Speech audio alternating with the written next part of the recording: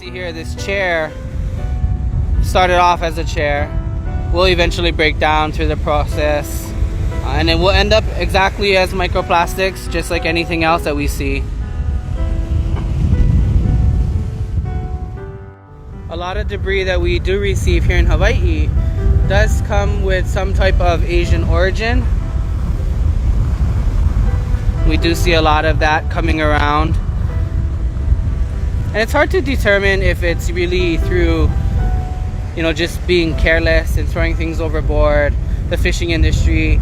We have to take into consideration the impacts of things like the tsunamis that have certainly decimated communities around the Asian continent. And that makes us have to think about how some of these items may have been introduced into the system. These are just some of the more consistent things we find on beaches: buoys, oyster spacers. These come from traps, fish traps. Some call them eel traps, some know them as hagfish traps. But all of these items, they're drifting out in the ocean, eventually make their way out here. Comes through a lot of different sources. Microplastics pose a huge threat to our ecosystem, our environment, our way of life, our safety and our health. And most of it starts off as large plastic containers, bins, bottles, all of those things. You just never know what you're gonna find when you go on the beach. That's a trash can washed up here.